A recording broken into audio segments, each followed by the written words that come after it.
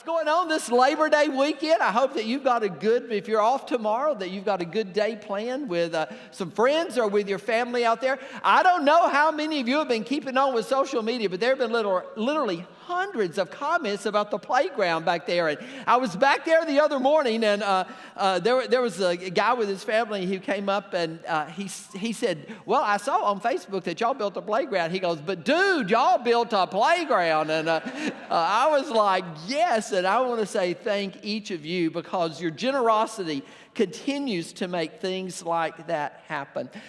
One of the other things I'm not going to tell you about, I'm going to give you a teaser about today, and then I'm going to figure out when and where to talk about it going into the weekend. One of the reasons we talk about some of the stuff that we do and take seasons like we are today, where we talk with some people, is that it gives you the opportunity to, I hope, love on people by loving on God, or to show you how some of the funds that you have and that you give feed back right back into our community. But I don't know how many of you are a part of our monthly food boxes at the corner of Dorothy Jordan and West Eastland in Gallatin, or a part of what's now our weekly hot food meal program that we have out there.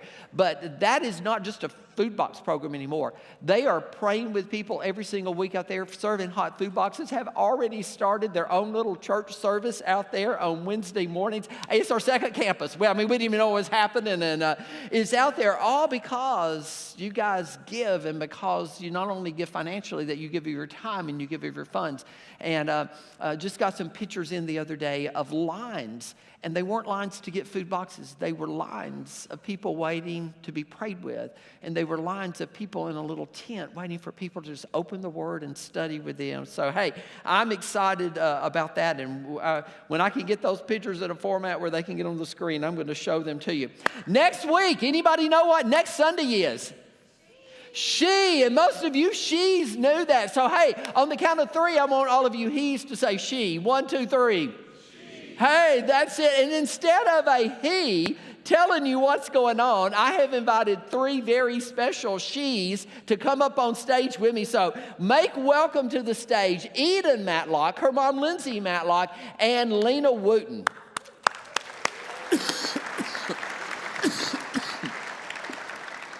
Hey, thank you for joining me up here. Hey, we get to sit side by side today, don't we? Lindsay, first tell us a little, what is she? So she is our annual event that we have here at NorthField for women and ladies of all ages. It's next Sunday, September 10th. Activities will start at 4:30. We'll have food trucks out in the parking lot. We'll have shopping inside and outside. Worship will begin right at 6 o'clock, and there's also an opportunity for some door prizes as well. Oh, who doesn't like door prizes? I like those. And Lindsay, we often talk about passing our faith from generation to generation. I found out through just the inter-office chattings going on that because I'm a he and I've not been at she, but that your daughter Eden. Tell me how that came about. Yes, so this is my daughter Eden. She is 8, and Eden loves to go to class in NorthField Kids. After class, she will spend the next service in here with us and spending her time of worship. She loves worship. And so while she's been in here, she heard, talk of she. What is this? It's for women. I'm a girl. Can I go? And I kept saying, not yet, not this year, maybe when you're older, maybe next year. And then we got to talking about it in our home, and my husband asked, he said, well, why can't she go? Is there a reason that she can't go? And I thought, there's not really a reason that she can't join me. And our prayer for Eden is more than just for her to grow up to be our daughter, but for her to grow up to be our sister in Christ. And so I'm so thankful that here at NorthField we can create an environment where Eden gets to come and be a part of the bond of sisterhood, and she gets to sit with a room full of her sisters in time of worship and learning as well. I think it's special. And I'm so glad that you came, Eden. Tell me, so last year was your first she event. Did you like it? I did. What was your favorite part? Singing, shopping, and spending time with my mom. Singing, shopping, and spending time with your mom. Hey, I think all of those are wonderful reasons to go. And, I do see you every third service sitting right out here, singing and worshiping. And just from an older generation, I want to give you knuckles for... Yeah. for encouraging, because it's so encouraging to watch you out there singing. And thank you for what you do. And thank you for encouraging all the people your age, if they want to be a part of She, that they can come as well. Now, Lena, you went, Yes. you have a special relationship with our speaker this year. I Tell me about do. I do. The speaker that's going to be joining us this year is named Marianne Howard. And, you know, I say God gives us friends on this earth, but then God gives us heart sisters, and she is a heart sister friend of mine. She is a speaker. She's an author. She's a pastor's wife. She is a mother. She travels all over the country sharing at women's events and speaking to teenagers. And she, while all those things are wonderful and give her great credibility, I believe her heart for Jesus outshines all of those things. And you guys are all going to be very blessed by hearing from her. Well, tell me, I want everyone to hear, because I think it's not just a topic that is for ladies. I think it's for everyone this year. And so I've asked our tech team during the middle of first service is when they first heard this, like if they would record it, because I would like to make it available to our guys to listen to as well. Tell me the topic that you're Yes. So how many of us feel overwhelmed and hurried by life and full of distractions? And oftentimes those distractions can keep us from spending time with Jesus, the ultimate giver of peace. You know, in the Bible, in Psalm 62:1, it says, "My soul finds rest in God alone." And Marianne is going to help us discover what is waging war for our peace and how to get intimate time with the Lord. Well, just that busyness spoke to me, and sometimes you're exactly right. You can get so busy, even doing good stuff, that you're doing good stuff and not renewing that relationship with God personally. That's right. And so I'm excited about that. Yeah. Lindsay, it's not too late for people to sign up. How? It is not. So if you do not have your tickets yet, you can purchase those today in the lobby. You can see myself, Jordan's out there, Lisa will be out there. And if you want to buy tickets at the door, we are taking tickets at the door too. If you forgot today, you don't want to do it at the door, you can also go to northfieldchurch.net/events. There'll be a She graphic. Click on that and secure your tickets that way. Hey, well, thank each of you for being up here. I look forward to what's going to happen because of this. Northfield family, give them a big thank you. Oh, we'll put that right there. Hopefully it will stay. Hey, I'm going to stay seated down. If I start running around, you notice I wasn't here last week since I couldn't talk without coughing, and I'm still, I don't think I'm sick, but this lingering, if I talk too much, that tickle in there. So anyway, I'm going to try to, my wife says, stay calm, and so I'm going to try to stay in one place today. Last week, Mike and Ryan got to speak with you about life groups here at NorthField. You got to see the big tent. Anybody get to go under the big tent last week and have some wings? What about Philip Dale? Those were pretty good, weren't they? Hey, there's still time to sign up if you want to be a host of a life group, or if you would like to be in a life group. Those kick off the week of September 17th. You can go to northfieldchurch.net, look under the Connect tab there, and under that Connect tab, you'll see groups. And if you hit groups, you'll find really two types of group. Life groups that they talked about last week. Those are kind of where you spend the same time with the same people, all throughout the year. What we're going to talk about today are care groups. And the reason we really take a week or 2 weeks a year and talk about groups is they really feed into the mission of what we're trying to do here.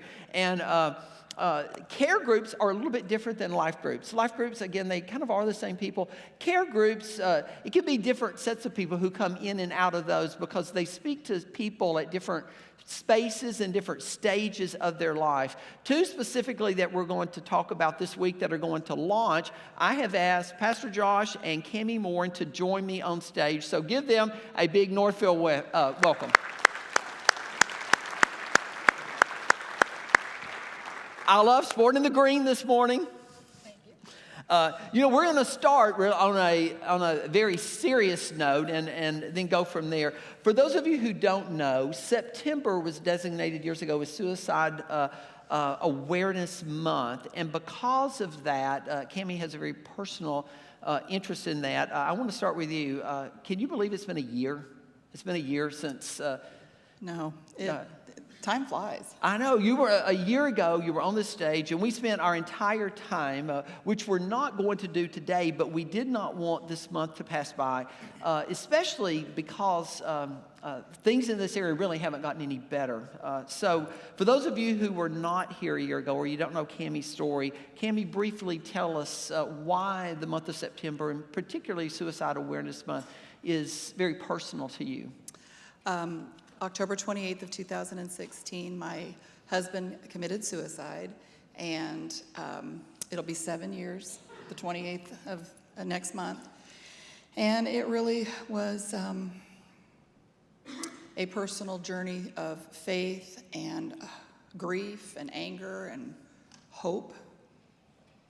You know, I think as we walk through it, I look just within our congregation and in our community right here. We had just recently an incoming freshman, the principal of White House Heritage School, goes here with us, Kim Haas, and just got a call to be praying for her family a week ago because one of their incoming freshmen had taken his life. Pope John Paul, just a couple of months ago, an incoming senior. We have a family here. I don't even really want to look their direction, or I'll get emotional talking about it. A 36-year-old son with a wife and 2 young kids. So when I think about all of those things, we wanted to make sure that we did not let today pass without at least giving people some resources. And what you talked about a year ago today has been viewed quite a few times, whether on YouTube or whether on our channel. It's also been viewed by people. We got calls throughout the year. Isn't it, I say ironic, but really not. Isn't it just like God to put people in the audience who need to hear a message, who had no intention of spending their Labor Day here last year, but following that message, we got calls from California, Michigan, and a couple of Oklahoma City from people who wanted to know how they could hear that message and get in touch. And that didn't count the number of people from here. Yeah, there was, I was supposed to go out in the green room last year, and I never made it to the green room. I just stood right over here, and people were just lined up. And you had asked people to stand up, and who had been affected by suicide one way or another. And 3/4 of every single service stood up, and my mouth just dropped because I myself had no idea, even experiencing it. Suicide was a hard word for me to say for years. I was almost embarrassed because of the way suicide's ugly, but we had so many people approach us and call, and I'm dumbfounded. Well, one of the things that I think that you even said last year, this is not even in our notes, and I'm great with that, but you said a lot of times right after it, you felt alone. You realized how not alone you were. Yeah, you feel unworthy, you feel like a failure, I was embarrassed to go to the grocery store because I thought people were looking at me saying, you know, why didn't she stop it, or did she see it coming? And by the way, people ask those questions, and I know they mean well, but they were painful. It was painful. There's struggles. It's a journey you walk through. Well, because of that, what we've done, because we were not going to do the whole time again, if you go to northfieldchurch.net, look on our Facebook page, you will see, not Facebook page, our website page, you will see Cammie's picture, third one over, right over there. If you click Cammie's picture, it will give you a direct link to the program where you can watch last year's message. And I think it really speaks to the spectrum. If you were someone who is contemplating suicide and you think it's an answer, it's for you. If you're someone living with someone and you think that they may be struggling or facing that, it's for you. And if you're someone like you who it kind of hits you out of the blue and you find yourself trying to pick up the pieces, it's a message I think that offers hope for everyone in there. So let me ask you this year. If there's someone listening today and they're thinking this is an answer to what they're going through, what would you say to them? What I have found is when people take their lives, at the moment, it's just dark, it's pain, it's so intense of pain that they just want to get it over with.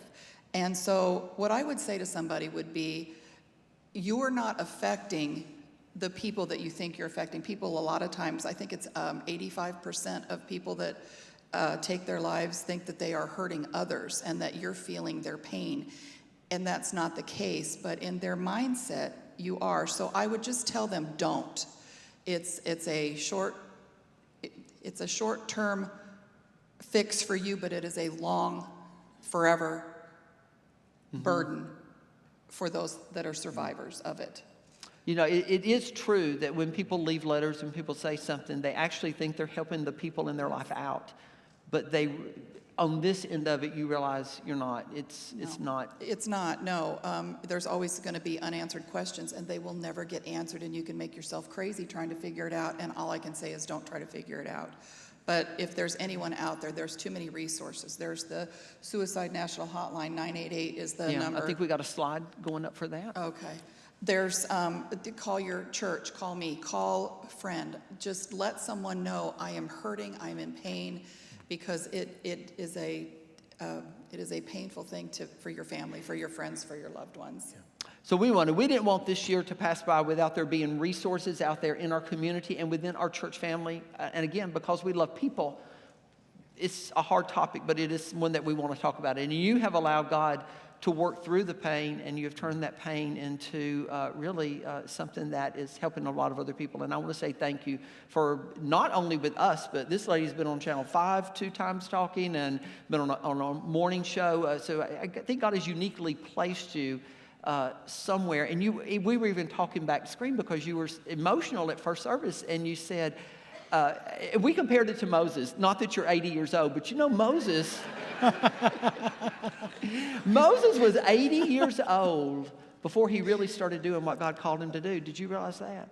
God spent the first 80 years of Moses' life preparing him. And backstage you said, I would never choose to go through this, but I feel that God has been using the last years to prepare me for what's next. And we'll talk about that in a minute. On the broader spectrum, Josh, we're starting 2 new support groups this week. Again, support groups, or we're calling them care groups, a little bit different than life groups because they have people in them who are at different seasons of life, and there's a commonality in them. Yeah. Tell us about the 2 that we're starting this week. So the first one that we're starting is one that we're really excited about. If you know anything about divorce rates inside the church and outside the church, they pretty much mask each other or mimic each other. They are really, divorce is a problem in our churches, and I'm one of them. I've been through a divorce, and so I know the pain and the struggle that comes before, during, and after that. And so we're looking forward to being able to equip folks that are walking through that, whether you're at the beginning stages of it or whether you've been divorced 10 years. We know there's still pain that comes with that. There's still massive life change, even if you are an adult child. And really, you've been a child through divorce. There's trauma in your life as well. This would be for you. And so we're going to equip you with ways to get through it. Some of the topics are, what's happening to me? If you've been through a divorce, you know that definitely is the first thing you're feeling, is what on earth is going on. Everything feels upside down. Finding help and healing, facing my anger, facing my depression, facing my loneliness. Financial survival, forgiveness, reconciliation. There's a ton of topics that we're going to work through because, well, we need to. And it's hard because when I was going through a divorce, I didn't have anything like this.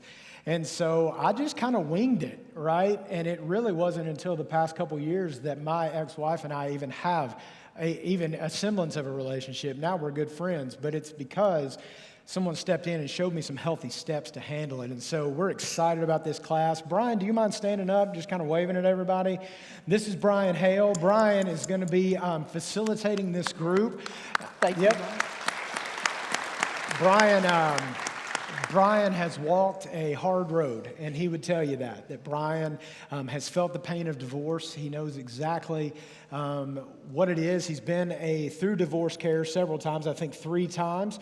He's been a co-leader before, and so this will be his first time leading through this, but we really have a lot of hope for this group. It's going to be amazing. If you're looking for this group and you're looking to plug in, Brian's going to be out beside the green room right after this service. And tell me when that group starts this Wednesday, is Yes, that correct? that is this Wednesday from 6:30 to 8 o'clock. And that is going to be in the Sumner Center. You can go in the entrance for the Sumner Center. It's around all the way down the hill on the side of the building. And we would love to get you plugged in there. I know Brian's excited and we're excited. So Wednesday, 6:30. And if they can talk to Brian out there, or they can go online and sign up for that Yeah, as well. they can go online. Under that same groups tab? Right, Okay. yeah, the groups tab, if you go there, or we have some QR codes out here in the lobby. You can just scan those to sign up, and we'd love to get you plugged in for that. And then, Cammie, you're actually going to lead one that we're calling Grief Recovery. It starts this Thursday. It's this Thursday from 6 to 7:30, and it will also be in the Sumner Center.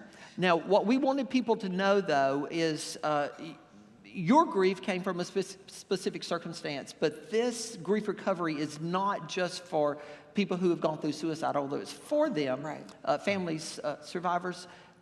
Tell me the other people that you're hoping to reach through this. You know, it's we grieve when we lose simply a pet. They're part of our family, a parent, a sibling, and whatever way we lose them, there's grief, there's sadness, and so when I started researching and looking into this, we're going to cover worry and fear, anger and loneliness, and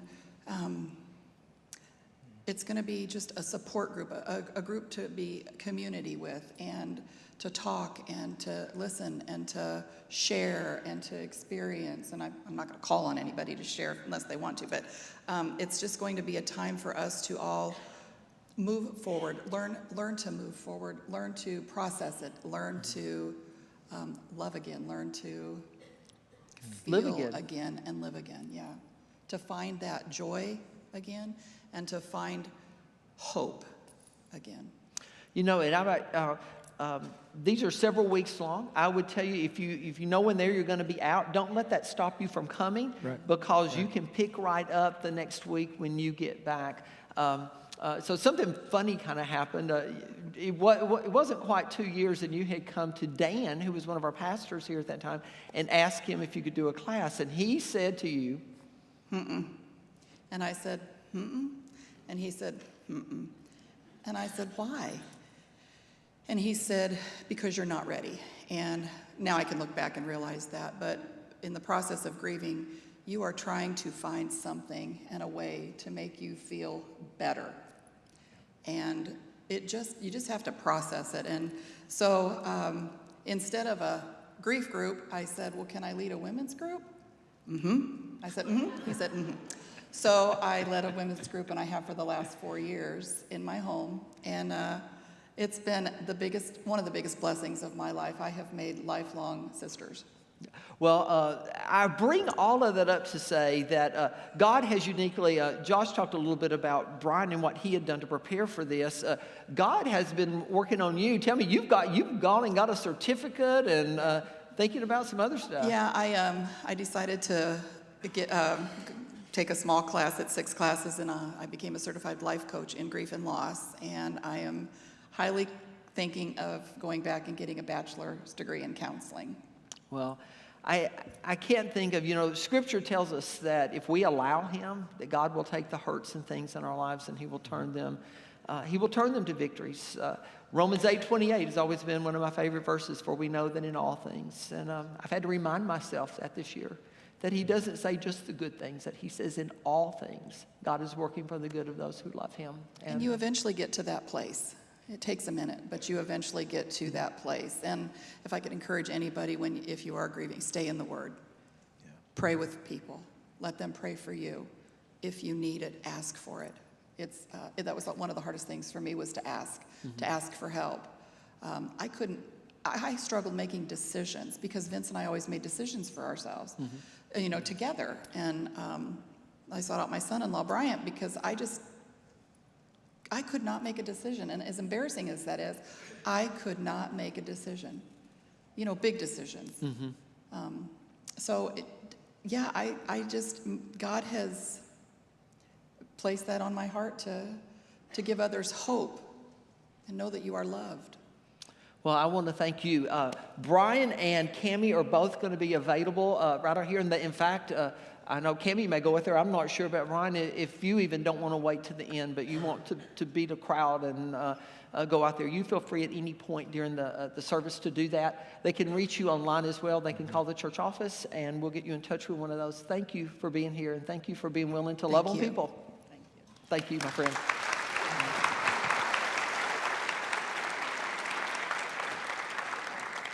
Hey, I'm going to stay seated this morning, again, just to keep me from wandering around, because I may wander at the end, which we're very close to the end anyway. So let me ask you a question. How many of you have ever played that, I call it the wishing game, a game where you just made wishes about yourself, whether it was at a fountain, and maybe that's not so much a game, maybe it's just, there's a fountain and you have coins and you throw a coin in the fountain, you make a wish. Anybody ever done that? Like, you can do that over there by that ice cream place at Chop House right over there. They got a dried up fountain you can use. And or you maybe like a shooting star. I don't know if you've seen a shooting star, but if you see one, I went on a camping trip one time, saw a bunch of shooting stars, and I thought, you're supposed to make a wish. When you see a shooting star, you're supposed to make a wish. Or if you are as old as I am, or you like those TV shows that bring back old things, anybody ever seen I Dream of Jeannie?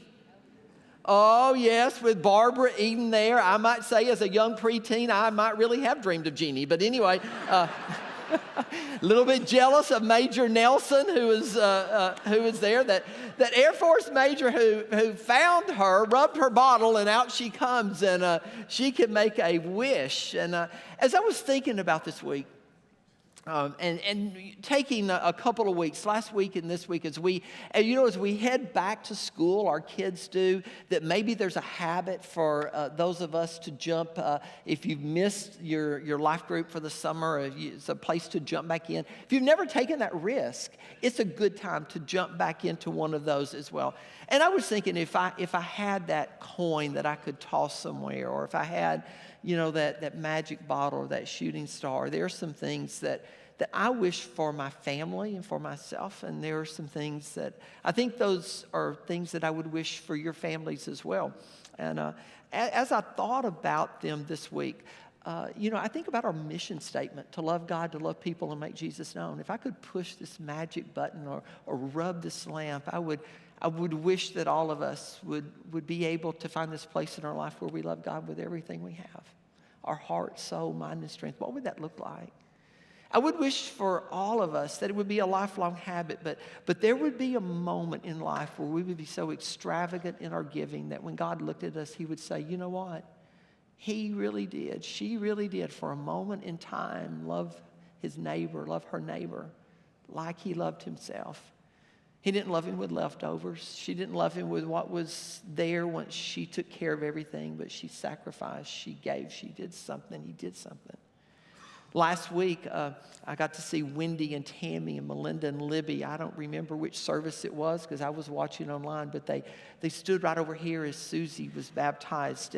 And how she talked in her video about how those four women in particular had been part of her journey to Jesus. And I thought, if I were wishing that for someone, I would wish that all of us would have that moment in life where we so invested ourselves in someone else that we saw the moment they first said yes to him privately and asked him to be a part of their life, and then to walk with them to that point where they were brave enough to go public in front of other people and to say yes in some public forum, to be a part of somebody's faith journey.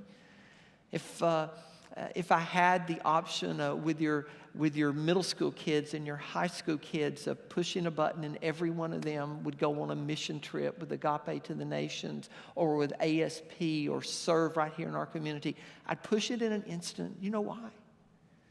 Because I know it changes you as much as it changes the people that you go out there for, that you come out different. I look at my family growing up and the mission trip that they made possible for me. It changed the trajectory of my life.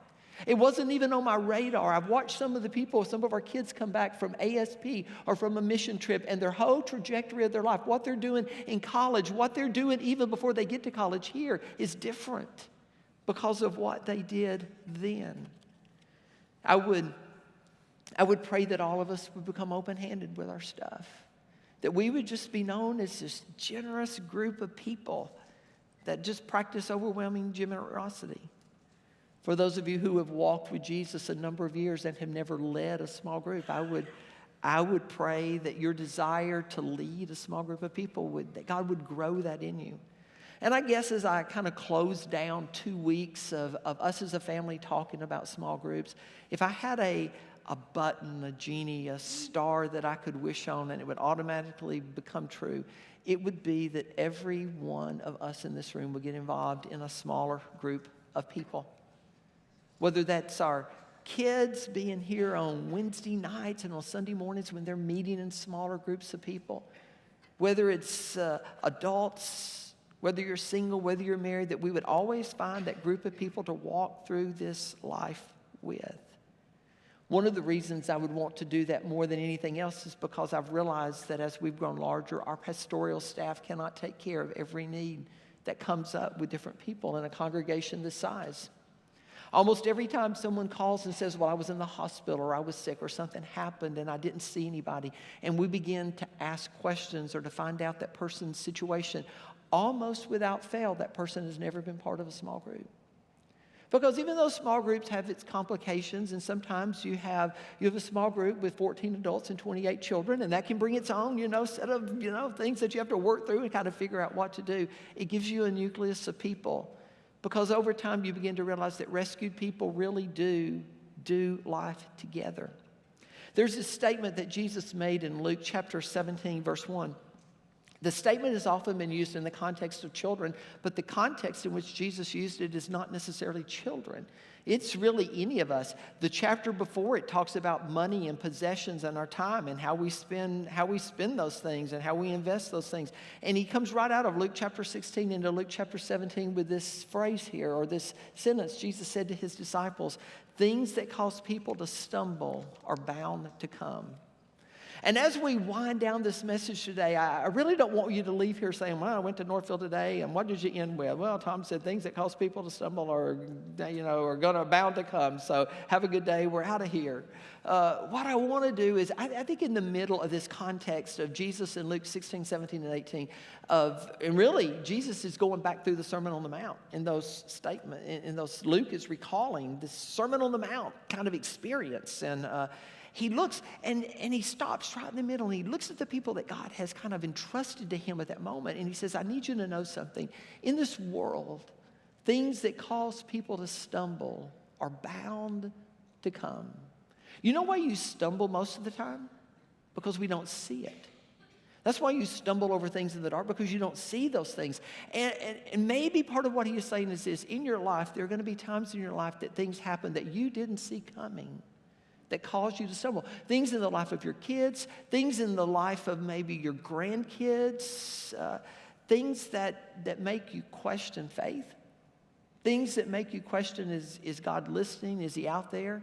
That verse is worded, if you read it from the Jewish Greek Bible and then translate that into English, it's worded like this, a little bit backwards.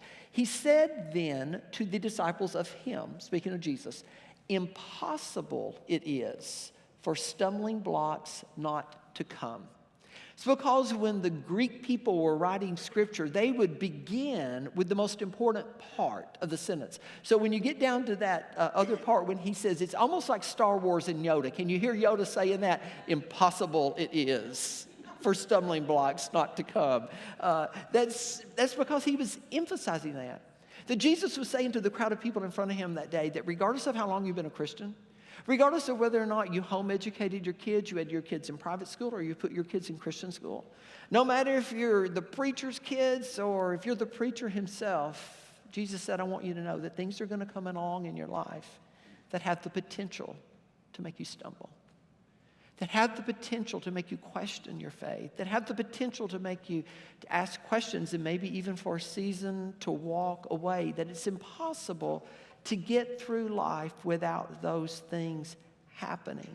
So, if Jesus said that's bound to come in our lives, then I was thinking this past week, it would not be good of us if we left you in a situation where you didn't have a support group of your own, where you didn't have a group of people, because here's what I know. I'm going to risk walking around a minute. Here's what I know. It's easy to stumble out of church. Especially if you came to church today because it's what you've always done and you checked it off on your list and you go home and you do your own thing. Well, it's easy to stumble out of that because that's just a do it, check it off, and go home.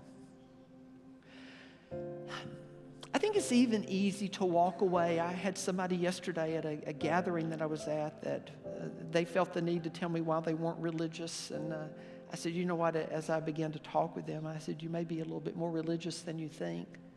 Because in the way they were talking about religion and stuff, it seemed to be something that drove people away. And I said, what I choose to believe and tell people is I'm a follower of Jesus. Is that I'm a follower of Jesus first. We got to have this meaningful conversation, and I realized that if you grew up in an environment where religion was all about a set of you do things this way and you don't, well, that's not a relationship. That's something that's easy to fall out of. It's easy to fall out of you coming in here and listening to me speak and then walking out the door and not talking to anyone. It's hard to develop a relationship. If you're in a church anywhere past 75 to 100 people, that's about as far as you can go one-on-one with people. Anything past that, you need a smaller group of people. You know what's harder to walk away from? What's harder to stumble out of? It's you sitting in my house, in my living room, with a couch there. And I've walked with you when the worst thing in your life happens. And you're sitting in a hospital room. And instinctively you know it's your grandson's last hours on this earth. And you look out, and that group of people that you call your small group are there. Or you're standing in the bedroom and you look out and your son takes his life. When you've walked through those things with people, man, that's hard to stumble out of. You can stumble out of church if church is just something you do to check off to go do something else. It's harder to stumble out of a relationship where you got people sitting around you who are going to come find you, who are going to show up at the hospital room, who are going to make that casserole when they don't know anything else to do. But they're going to bring it to you. When you got your kids, if I could push a magic button, and for those of you who have middle schoolers and high schoolers and elementary and preteens, I would put you in an environment where they're going to meet people like Lindsay and Seth, and they're going to meet people like Daniel, and they're going to meet people like Kathy and Kip and Jonas and Lisa, because they've said yes to serving in those environments, and they're going to meet people like that, because I know something. I know in each child's life there comes a point where you will talk to somebody else before you'll talk with your parent. And I want to have them in a place where they will feel so close to those small group leaders that they have, that they won't stumble off over here. But when they do stumble, when those occasions come, that there's a person that God has uniquely placed in their life because you said yes to serving, who's uniquely placed them there. I know I need to let you go so that there won't be a traffic jam in the parking lot. Let me tell you one last thing and I'll close. Weddings. Any of y'all been to a wedding? If you were married, the answer to that is probably yes. And it was yours if you don't remember. Well, you know there are generally people who stand up there with you. They're the groomsmen and they're the bridesmaids, and then you stand up there together. Well, I could tell you the whole history of those. I did Luke's wedding one time, and I think I told that Luke and Ashley, I think I told the history of those people. And it kind of evolved over the years, but in the 1800s, when English people and that's where our kind of wedding pattern is still, you talk about old institutions, it goes back quite a ways. In the 1800s, those men and women who would stand up with the bride and groom, they weren't people that you took to New York to have a bachelorette party with. They weren't those people that you took downtown to Nashville. That may be fun and that may be whatever, and that may be what it has evolved into. But oh my heavens, it started as something so much more. Those men that the groom would invite to stand up there with him, and those ladies that the lady would invite to stand up there with her, those were the men and women that young couple looked to and said, if you see me wandering off, if you see me beginning to stray from the path of this commitment I'm making today, even though in the moment I may not like it, I may not want it, I may even curse at you, if you see me begin to wander off, if you see me beginning to do things that would cause me or my wife to stumble, me or my husband to stumble, I'm giving you permission to speak into my life, to try your best in a kind and loving way to pull me back in, to remind me of the commitment I made this day and why I thought it was important. And that's what your small group is. That's what your life group is. It becomes those people, if you will allow it, that you allow to speak into your life, that when the hard times come and you begin to wander off or you begin to do something, they are the people that you have said, even if I curse you, even if I get mad at you, I want you, out of your deep love for me, I'm giving you permission to pull me back in. Why do I want you in a small group? Because in this life, impossible it is for things that would cause you to stumble not to come. And when those times come, I love you enough that I want to have stood on this side of eternity and said, please, please, please, do whatever it takes to put yourself within a smaller context of people who will reel you back in and remind you of the reasons you first said yes to this journey with Jesus. I hope you'll join a small group. If you're a she, I hope you'll come to the she event. And if you need to talk with Cammie or Brian, I pray that you will take a moment this morning and do it. Father, thank you for loving us. Thank you for allowing us to be here. I pray, Father, that you'll keep us safe through this Labor Day weekend, that you'll help us enjoy the rest of today and tomorrow, and that, Father, that we will be a people who live for you. Thank you, Father, for putting us in environments and reminding us of why we truly need community with each other. And the whole church at NorthField, in the name of Jesus, said, Amen. Y'all have a wonderful, wonderful week.